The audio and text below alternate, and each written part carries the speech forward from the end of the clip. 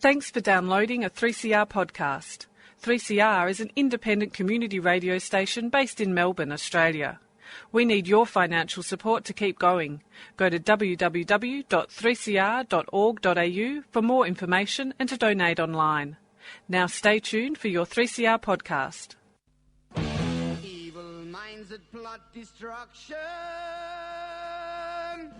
sorcerer of death's construction,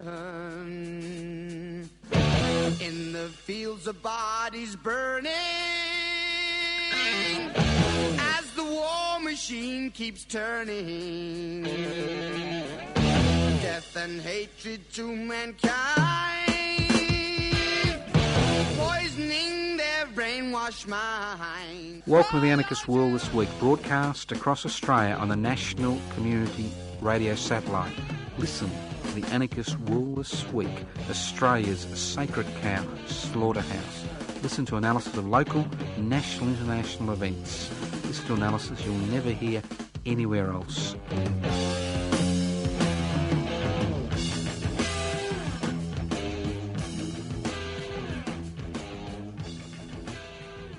Welcome to the Anarchist World This Week, broadcast on the Community Radio Network. This program is streaming live on 3cr.org.au.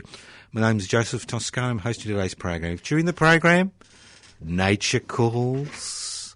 That curry you had last night's playing up with your digestive system. Somebody wants you to change your electricity provider. ASIO wants you to come down for a little chat. The local police officers have turned up because your music's too loud. Don't despair. The program is podcast. You can access the podcast for a number of weeks by going to 3cr.org.au. And if you wonder what anarchy is all about, anarchist society is a voluntary, non-hierarchical society based on the creation of political and social structures which are based on equal decision-making power. That's direct democracy society where wealth is held in common and used for the common good. Anarchos, anarchy, without rulers, not without rules. Now, there are a few things happening, and unfortunately, all I've got is stuff in Melbourne. So if you've got stuff around the place that's happening, it's always good to email me at anarchistage@yahoo.com or give us a ring on 0439 395 489 or write to us at Post Office Box 20, Parkville 3052. But if you are in Melbourne town on Saturday, the 8th of August, the 5th Melbourne Anarchist Bookfair is on from 10 a.m. to 6 p.m. at the Abbottsford Convent, which sits on Wurundjeri land at 1 St Helios Street, Abbottsford. And if you want more information, the stalls, workshops, films, kids' activities, childcare, 3 entry, go to amelbournebookfair.org. How do I get that wrong? amelbournebookfair.org. So if you're at a loss to do something on Saturday the 8th of August, it's a great event that many people attend. You don't have to be an anarchist to attend.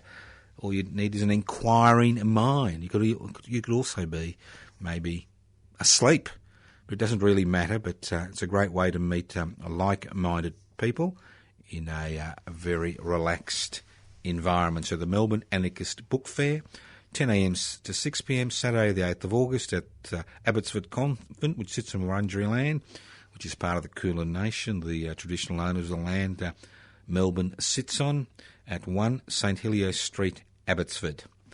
So that's one thing. Now, if you're also in Melbourne on Friday, the 7th of August, Resist Murdoch's Minions legislative agenda are at it again.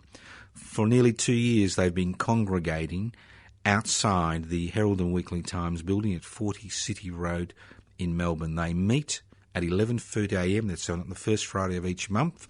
They meet at 11:30am at Federation Square at the corner of Flinders and St Kilda Road, the section of the square opposite the Flinders Street station, and then they walk gently across the road to 40 City Road, where they set up camp in what is claimed to be private land, which we claim is public land, at midday sharp, and they're there for an hour, despite all efforts to remove them. They have persisted and continue to be there to highlight where real power lies in the society. I mean, there are a number of reasons why the Resist Murdoch's Minions legislative onslaught was set up. One, the Abbott-led government owes its political existence to the Murdoch media.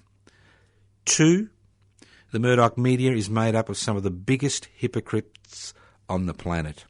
On the one hand, on a daily basis, they're bashing, Social Security beneficiaries, workers, trade unions, and push every neoliberal piece of garbage that's, corporatisation, globalisation, privatisation, deregulation, and telling us how we all need to tighten our belts. And on the other hand, they are on the Australian Tax Office's watch list. I understand on the top of the watch list, because Mr Murdoch received, by shuffling a few pieces of paper, all legally obviously, in 2013, just when the federal election was being held, an $883 million tax refund, and I understand he pocketed most of it himself personally. And the other arm of the conglomerate here in Australia, 21st Century Fox, pays 0.75% tax legally on their profits. They do it all legally, because when you've got the government in your pockets, obviously you can do all these things legally. You try to pay 0.75% tax on your profits, try to get an $883 million tax refund from the Australian Tax Office and see what happens to you. Most likely you'll be certified, and if you're not certified, you'll be jailed. So, join them. It's a small group, a hardy group of people who actually stand there on a monthly basis to be a witness to what is happening in this country, where we see corporations setting the parliamentary agenda in such a way as to benefit their major shareholders. And if you believe in corporate responsibility, think again. A corporation's major responsibility is to create ever-increasing profits for its major shareholders, irrespective of the human, social, environmental and national costs. It's that simple, boys and girls. It is very simple. All right, let's move on. So that's two events. Now, if you do have events that you want me to spruik, let us know.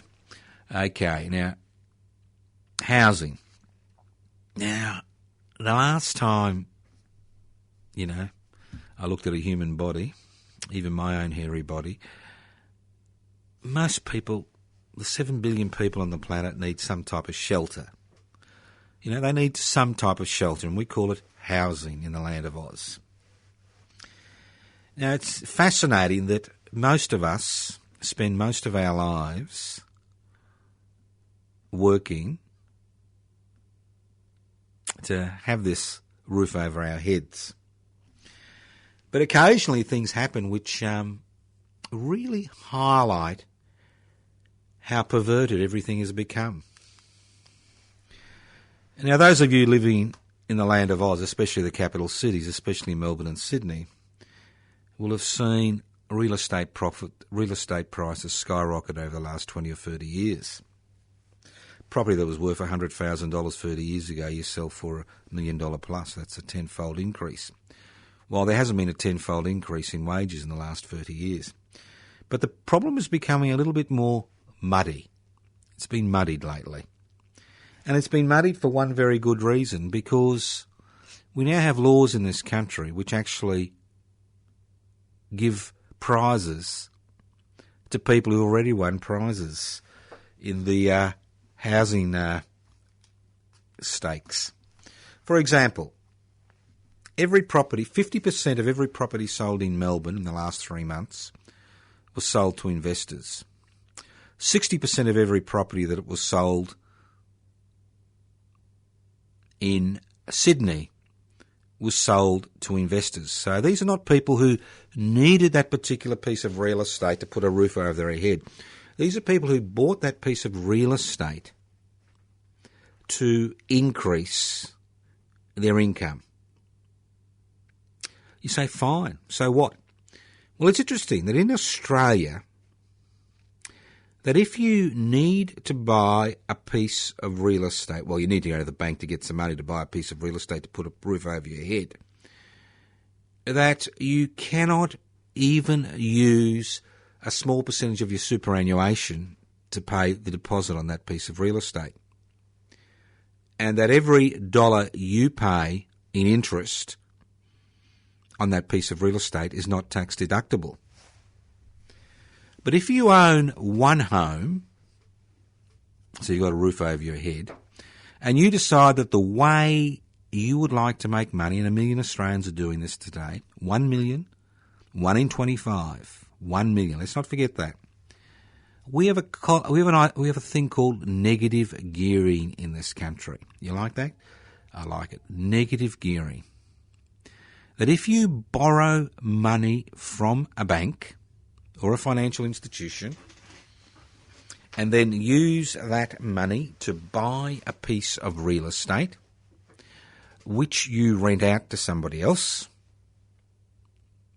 you receive a tax deduction for any losses you make that financial year for that piece of real estate. So that means the more you borrow, the more tax deduction you receive. So you've got two things happening. One, you've got somebody renting your property who is helping to pay off your mortgage. And two, the government is giving you a tax deduction for paying off your mortgage on your second home. Extraordinary, isn't it? So in the land of Oz, you get a tax deduction for owning two homes, but you get no support for trying to get your foot in the housing market. So no wonder investors are flooding the housing market. You'd be an idiot if you didn't have the disposable income not to buy a second or third or fourth house. You'd be a bloody idiot. Because the laws are structured in such a way as to allow investors to make a killing from the real estate market, not just in terms of pushing property prices up and preventing people from getting a foot in the marketplace and buying a home or, getting the bank to buy a home on their behalf, but you can also make extraordinary amounts of profits and reduce your tax liabilities.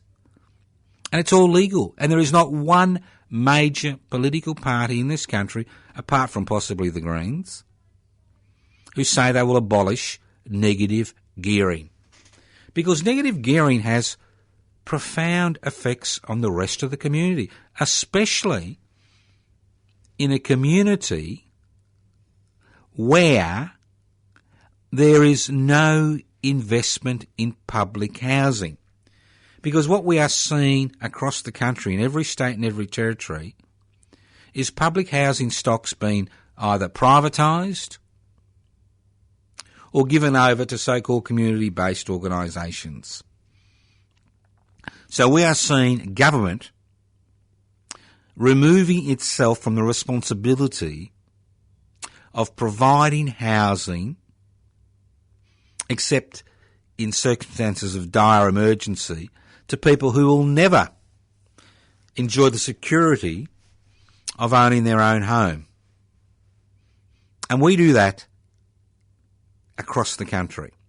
So you've got three issues that's running parallel. One, you've got rapidly increasing property prices, which are due to an investor swamping the marketplace, the housing marketplace, both local investors and overseas investors, which are pushing property prices up.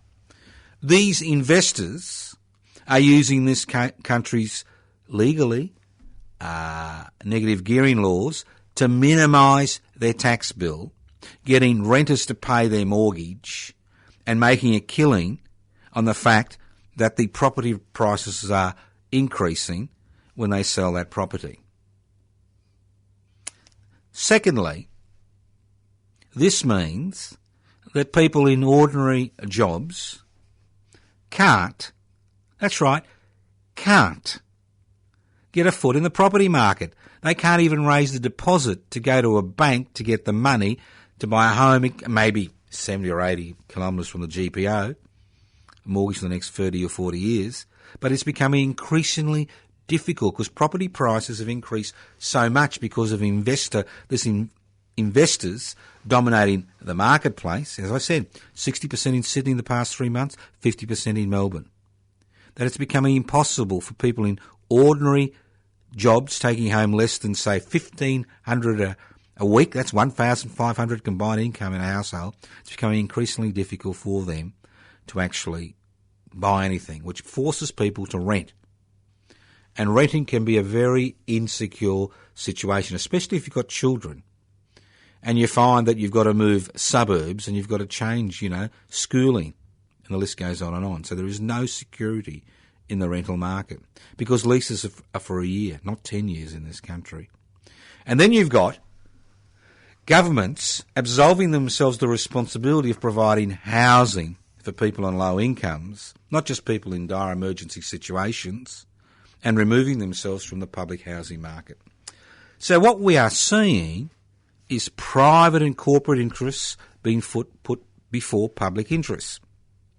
So as I keep saying on this program, if you are concerned, and there are many people who are concerned, if you are concerned about the fact that your children and their children will never enjoy the benefits of the security of owning your own home or paying off your own home, and you are concerned about their future, it is very important to stop moaning and groaning and carrying on and doing something about it.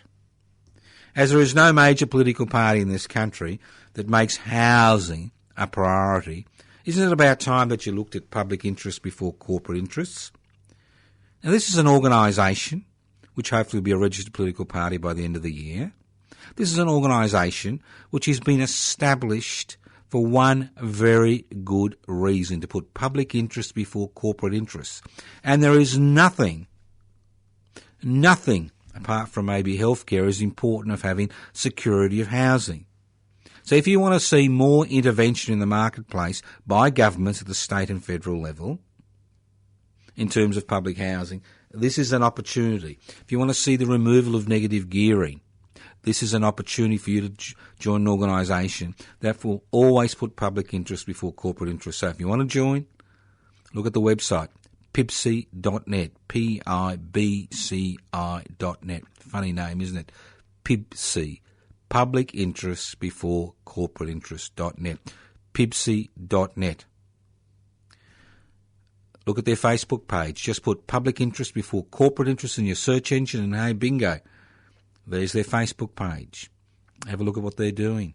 There are 3 PIBCI branches now. There's PIBCI Frankston on the outskirts of Melbourne, PIBCI Hastings on the Mornington Peninsula in Victoria, PIBCI Melbourne North, which is the northern suburbs of Melbourne. We're looking for people to form branches across the country. This is not just an initiative in Victoria. This should be an initiative across the country about putting public interests before corporate interests. So if you are interested and you want to join, fine. But if you don't want to join, we'll do something else in order to put public interest before corporate interest, because the housing situation highlights how things have changed in this country. It highlights how corporate interests, the interests of investors, always takes precedence over public interests in Australia in 2015. Listening to the Anarchist World this week, broadcast across Australia on the Community Radio Network.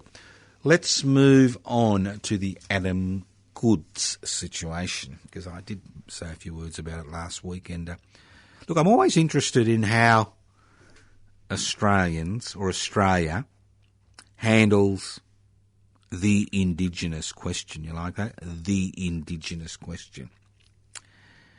And it looks like we like it to be compartmentalised and relatively simple. Now, obviously, there's been a lot of publicity about Mr. Goodes' experience, I think a Sydney footballer, about Indigenous football, about his experiences and how the crowd has been baiting him for, I think, about a year. So it's interesting. It's interesting to see the Australian community, especially, figures in authority coming to the party. But I always ask myself in these situations, and we see these little, what I call blow-ups occasionally, especially in the sporting field. We see these blow-ups, and then I always ask myself, where are these people when it comes to the questions of deaths in custody? Where are these people when it comes to the question of Indigenous exploitation? Where are these people when it comes to the question of Indigenous land rights and a treaty and reconciliation and what is happening across the country in terms of closing down Aboriginal communities in West Australia and the way Indigenous communities continue to be shortchanged of cash to provide basic services? And you wonder, if we can make such a fuss, we can incorporate so many people into the debate through the experiences of one Indigenous footballer, why can't the same angst, the same passion, the same drive be applied to problems which have existed as a result of colonisation in this country? You know why? Because it's a little bit more difficult, isn't it? It's a little bit more difficult to have reconciliation which is based on justice.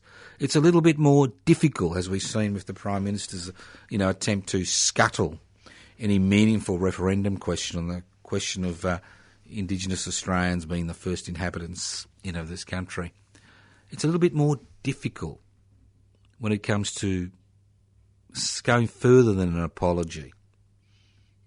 And that's the issue. That is the central issues regarding healing that festering sore that continues to exist between Indigenous and non-Indigenous Australians.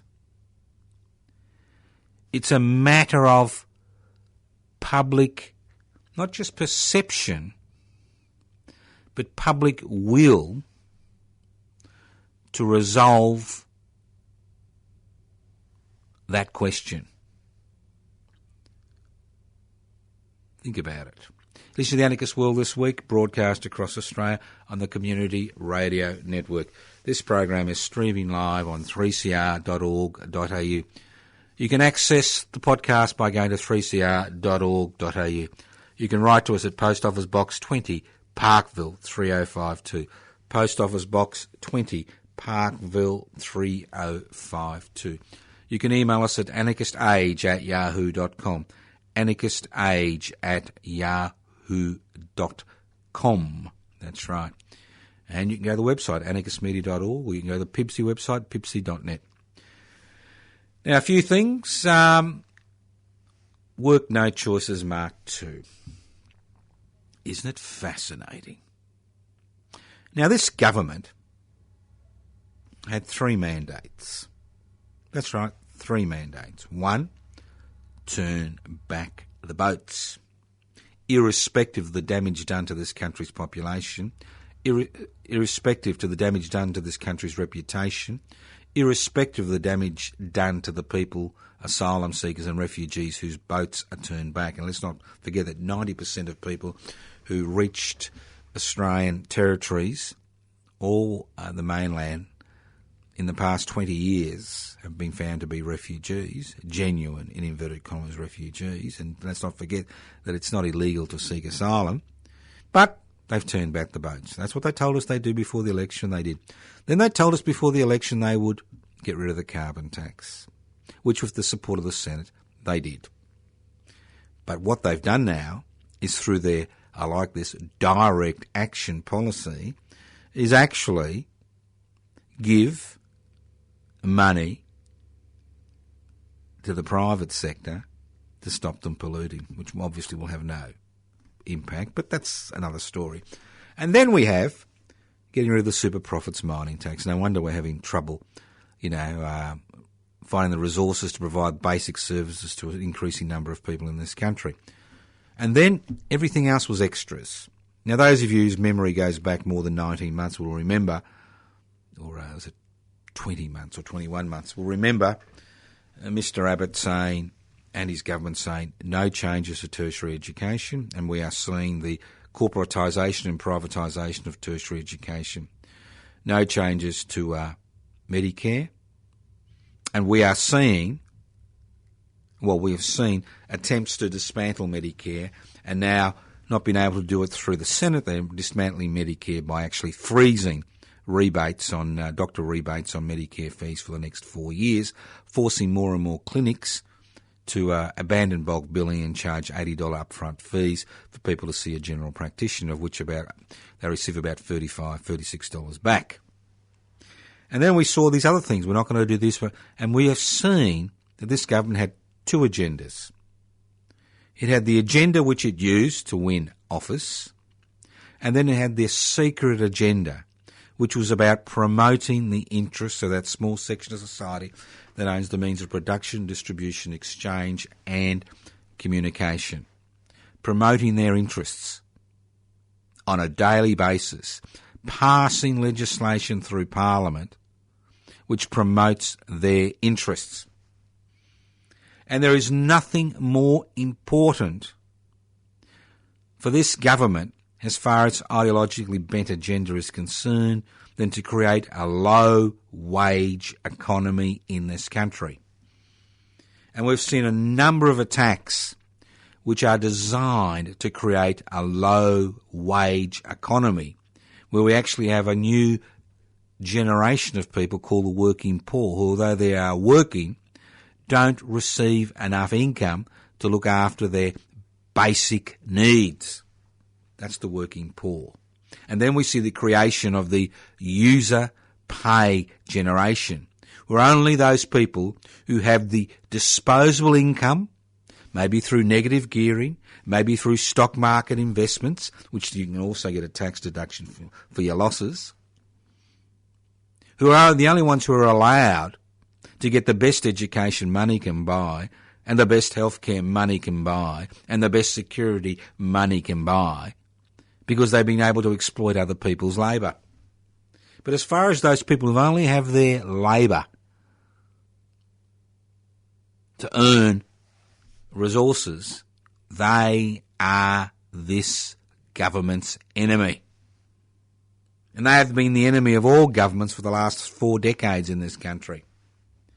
Working people, wage earners, pay-as-you-earn taxpayers who provide 67%.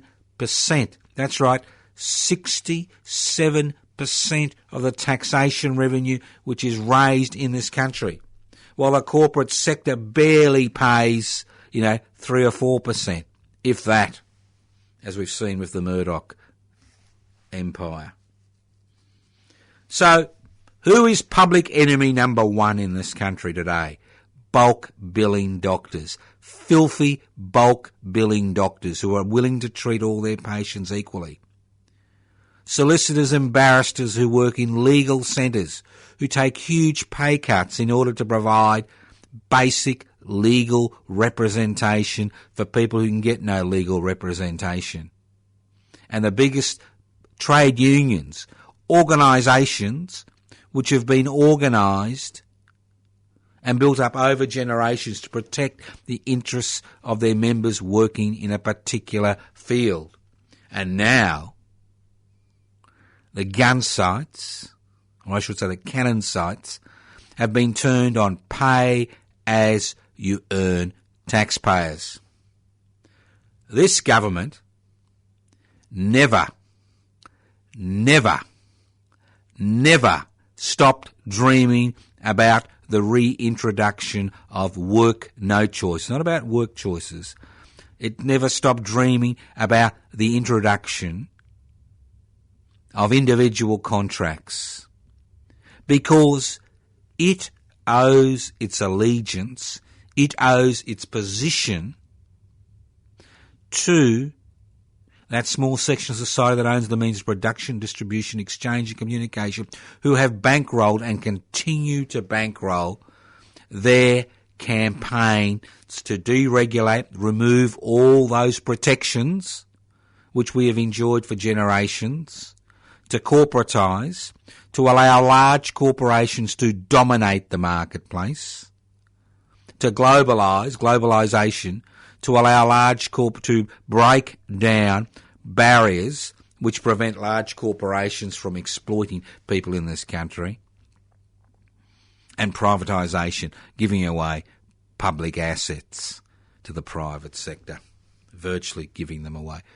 Commonwealth Serum Laboratories, CSL, Commonwealth Serum Laboratories, an exceptionally important part of the makeup of this country, a public company which is privatised. Its share prices went over $100 last week. Sold for a pittance a number of years ago. Sold for a pittance. So getting back to the major argument. Who is in the government's rifle sight, shotgun sight, cannon sight? Who are they going to nuke? Well, it's the pay-as-you-earn taxpayer. Now, most Australians understand that without overtime payments and without penalty rates, they would not receive the income necessary to pay their bills. It's that simple. Wages are so artificially low in this country. You know, a basic wage of, was $625 a week. Wouldn't even pay rent on a 3-bedroom home. In most major capital cities in this country, most workers understand that they survive because of penalty and overtime payments. And penalty and overtime payments isn't a gift from God. Penalty and overtime payments were won through the blood, sweat and tears of generations of working people in this country. And now we have these scum, that's all it is, scum, telling wage earners, not investors, who get every leg up from this government and from the opposition, every leg up, telling them that if they work in certain industries, they don't deserve penalty rates. They don't deserve overtime rates.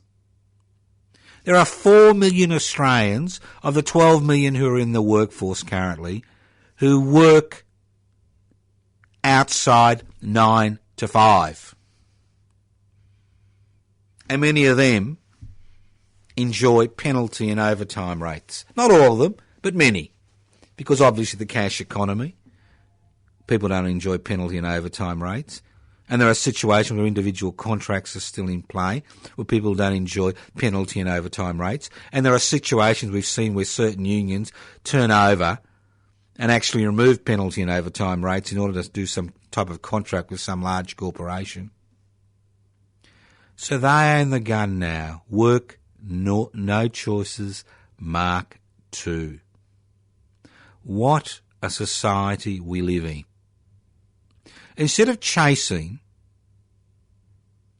the corporate sector to pay their fair share of tax, and if you look at the corporate sector and the amount of tax they pay, it's a who of tax evaders. Who. Wonderful list. Incredible. So who do you turn your attention to? You turn your attention to pay-as-you-earn taxpayers. You remove penalty rates. You remove overtime rates. You provide a low-wage economy. And why are we told this? Because it'll increase employment. Of course it's going to increase employment, but all you do is create working poor. It's extraordinary. And we've got people in this country actually supporting this drivel. Just extraordinary. And what do ordinary Australians do? They go, tut, tut, tut, tut, tut, tut, tut, tut.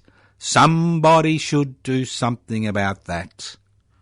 I'm going to do something about that. Tut, tut. The reality is that you can't rely on anybody else. We are the people we've been waiting for. Not somebody else. We. And it's up to us to ensure that these things don't happen.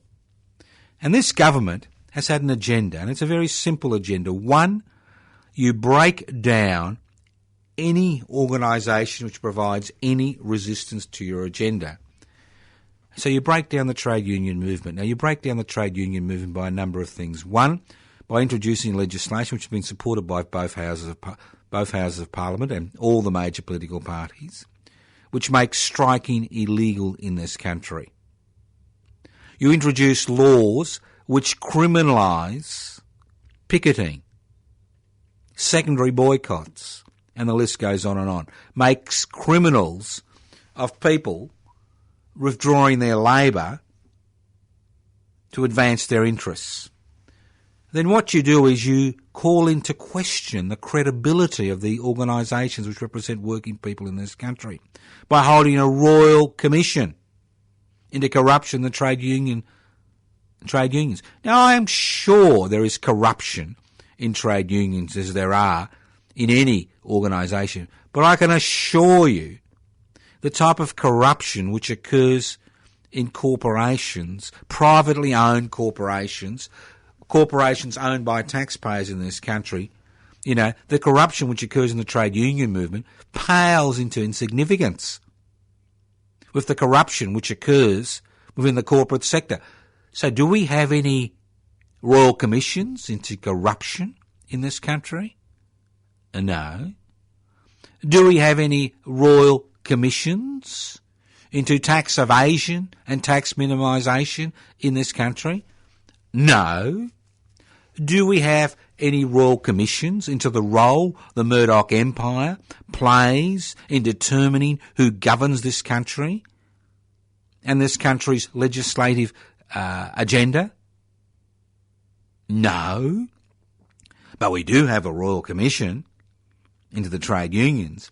Then what you do is you put downward pressure on wages by allowing people to come into this country legally to do work that can be done by people living in this country who are citizens or residents of this country, not super skilled work which requires years of training, but basic work. And then you have these free trade agreements, which we are told will be, the saviour of the country, because it allows the rural sector to export a bit more milk and a bit more wheat and a bit more wool and a few more wine bottles, forgetting that most of these free trade agreements have mechanisms within the agreements which prevent, P-R-E-V-E-N-T, prevent governments from passing legislation that benefits their citizens and residents if it has an adverse commercial impact on the activities of a corporation from the country who you've signed the free trade agreement. So here we have the Abbott-led government carrying on about border protection, having the Border Protection Force turning boats back, talking about sovereign rights, that we will determine who comes to this country. Well, on the other hand, when it comes to standing up for the interests of millions of Australians, millions of us, standing up and saying, we will put public interest before corporate interests in this country, we will stand up for your interests. What do? They get on their hands and knees and they say, please, please come in. We need your cash. We need you. Extraordinary. Giving away our sovereign right to determine what type of country we are, what type of legislation is passed in Parliament. On our hands and knees, grovelling, saying, oh yes, we'd like this free trade agreement. Oh yes, we're not going to worry about those stupid people we rule. I mean, they're just idiots. They elected us to power. We do what we like. We are the, Bromlin bishops of the world. Bromlin bishops not by herself. They're all Bromlin bishops. They should all be wearing Bromlin bishop masks when the Parliament, sits in a few days' time. But here we are saying, oh yeah, we're happy to give away our sovereign rights as long as those pesky asylum seekers and refugees don't turn up on the border by boat. If they come by plane, it's a different matter. Let's not forget that. So here we are giving away sovereign rights for the sake of a few shekels, for the sake of 30 pieces of silver. I mean, Judas had nothing on these people. And what do? Oh, tut, isn't that terrible? Tut, somebody should do something about that. And where's the discussion in the media? It doesn't exist. Because the government, the ABC has been gelded. The corporate sector owns the majority of the media in this country. Do you think they're going to do the work for you? No. We are the people we've been waiting for. And it's time we became organised. Because while we continue to be divided, disorganised, gonna do something, waiting for somebody else to do something, nothing will happen. And that's why PIPSI was formed a few months ago, public interest before corporate interest. And I know I talk about it a lot these days, but I see it as a vehicle which can be used to put public interest before corporate interest across the Western world, across many other parts of the world. There are people who are asking questions, not just about the role of the state in society, but the dominant role unaccountable corporations whose major responsibility is to create ever-increasing profits for their major shareholders, irrespective of the human, social, environmental and national costs. Questions are being asked across the world, and it is time questions were asked in this country. And that the interests of the public as a whole, whether it's healthcare, whether it's safety, whether it's education, whether it's infrastructure, whether it's taxation, whether it's, whether it's gay marriage, whether it's public housing, and the list goes on and on, that questions are raised, not just in a disorganised manner. So I encourage you, look at Public Interest Before Corporate Interest website, pipsi.net. Go to their Facebook page, Public Interest Before Corporate Interests. Join an organisation which will have a major impact, not just in terms of electoral politics, but in terms of extra parliamentary struggle. Because we can all push our little barrows, and we've all got barrows we love to push, including myself. But sometimes you've got to look at the bigger picture. You've got to join the dots. And that's what public interest before corporate interest is about. It's about looking at the bigger picture, joining the dots, doing something about it. I mean, I could wax lyrical for the next 50 years about all the things that need to be changed, but nothing changes without action. And when you look around you and you see all those organisations which are there theoretically to protect you, when you see that they're not doing the job they were designed to do, when they've actually been sabotaged before they were even created, like the so-called Corruption Commission in Victoria, you begin to understand that you can't rely on the established political parties, you can't rely on the established institutions, you can't go up the right channels, because every time you go up the right channels to resolve an issue, you go up some parliamentary or some corporate cul-de-sac, and you're going round in circles. And unless people are willing to organise, come together, join together, talk about it, act on it, it won't change. It won't change.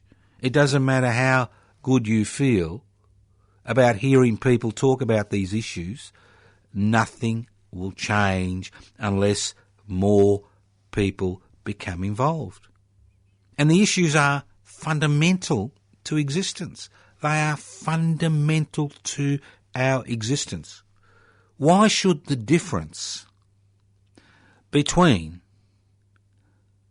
somebody being able to look after their basic needs and develop themselves to their fullest ability be the amount of money that you have, the amount of power you're able to exercise, the fact that you were born on the right side of the tracks, the fact that you were born on the right side of the blanket?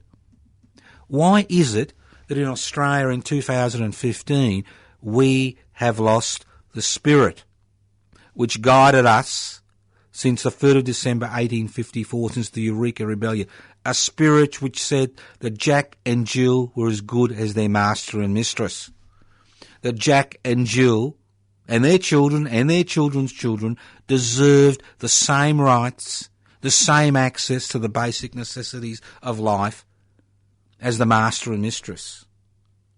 Why have we gone down this cul-de-sac where the spectacle, the ability to access what we like on the internet, the ability to turn on a television set, the ability to get on a smartphone and explore the world. Why have we let the spectacle divert us from that basic task of ensuring that each and every one of us has the capacity to develop ourselves to our fullest potential because we have access to the resources, both human and environmental and social, of this community, not because of where we were born, not because of what part of the city we were born, not because of who our parents were, but because of the fact that we are human beings with needs and wants.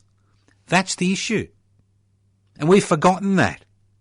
We've all become aspirational. Aspirational for what? To live in a McMansion? Aspiration to eat takeaway every day?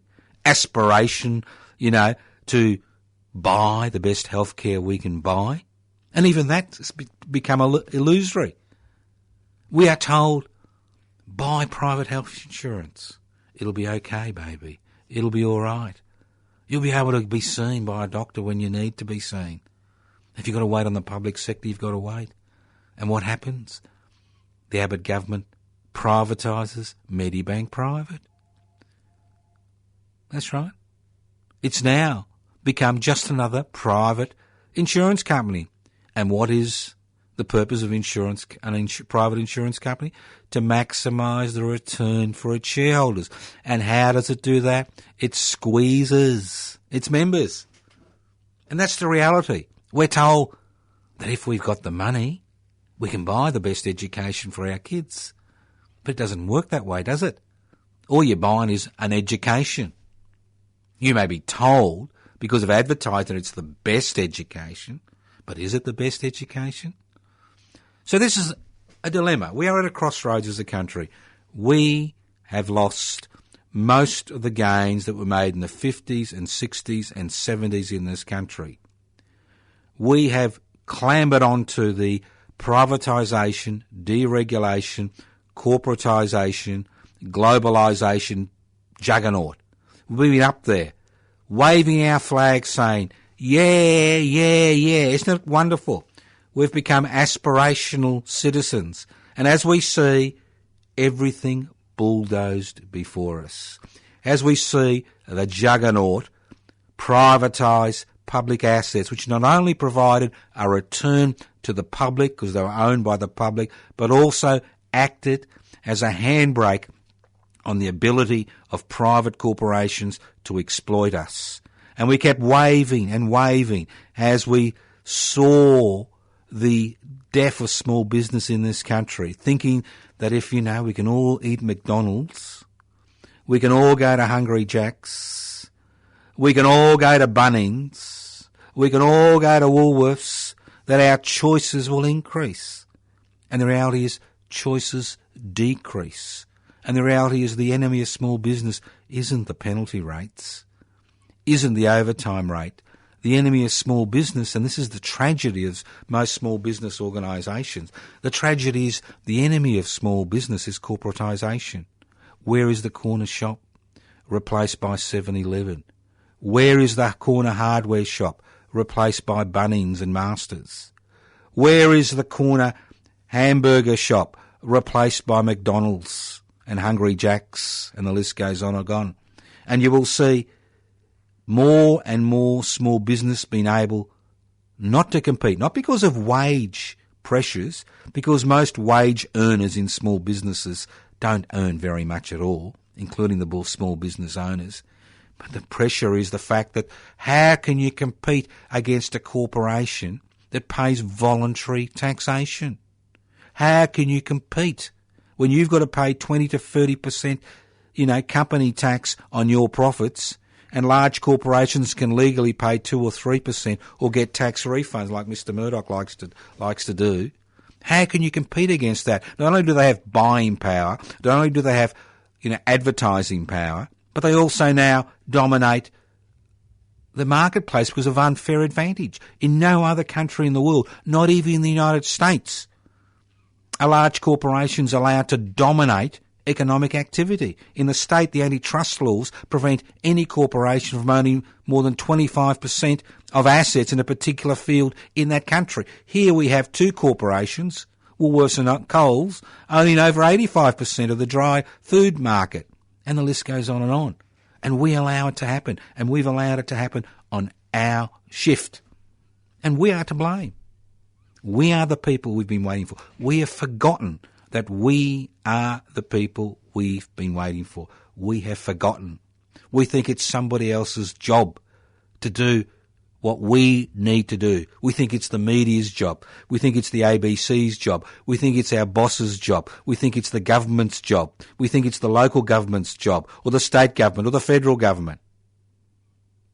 But ultimately, every gain that's been made in this country since colonisation began on the 26th of January 1788, every gain has been made through struggle. And it's only when struggles reach a particular crescendo, a particular stage, that governments and politicians and corporations step back. We have forgotten that lesson. So, you can sit there and complain, dream about a better future, or you can do something about it. And there's nothing or anybody in this country that you agree with, well, form your own bloody organisations. Now's the time. Thank you for listening to The Anarchist World this week, broadcast across Australia on the Community Radio Network. This program has been streaming live on 3cr.org.au. The program is podcast. You can access the podcast by going to 3cr.org.au. Yes, we do answer letters. You can write to us at Post Office Box 20, Parkville 3052. Isn't it amazing that now 30% of Australians are invisible because they're not on the net? Well, we welcome those 30% of Australians. You can email us at anarchistage@yahoo.com, anarchistage@yahoo.com. Go to the website, anarchistmedia.org, anarchistmedia.org. You can ring us on 0439 395 489. Don't forget about public interests before corporate interests, PIBCI. Go to the website, PIBCI, PIBCI.net. Don't forget the .net. You'll go somewhere else maybe, PIBCI.net. Look at their Facebook page. Public interest before corporate interest. Put it in your search engine, see what you come up with. If you like what you see, join them. What harm is there? What are you going to lose? Maybe your chains. But we get to love our chains, don't we? We paint them green and we think it's environmentally friendly, and we paint them, red and yellow, and they're, Indigenous friendly, and the list goes on and on. Look, if you want to sort out all these problems, cut the chain. And you're the only one person who can cut that chain. And nobody's going to cut it for you. Thank you once again for listening to The Anarchist World this week on your local community radio station. Listen next week. And if for the first time you listen to this program, send the podcast to your family. Send it to your friends. If you haven't got any friends, send it to your enemies. And if you don't hear The Anarchist World this week on your local community's radio station, contact the Community Radio Network and ask them, we want to hear the Anarchist World this week on our local community radio station. Knock on their door, get them to do something. Thank you once again for listening to the Anarchist World this week on your local community radio station next week, courtesy of the community broadcasting. Thank you once again to all our listeners. That's it. I'm going to go. Countdown. 10, 9, 8, 7, 6, 5, 4, 3, 2, 1. Blast off. Evil minds that plot destruction, sorcerer of death's construction. An analysis you'll never hear anywhere else. Anarchist World this week. Australia's sacred cow slaughterhouse. 10 a.m. every Wednesday. Listen to the Anarchist World this week for an up-to-date analysis of local, national and international events. Poisoning their brainwashed minds. Oh, Lord, yeah.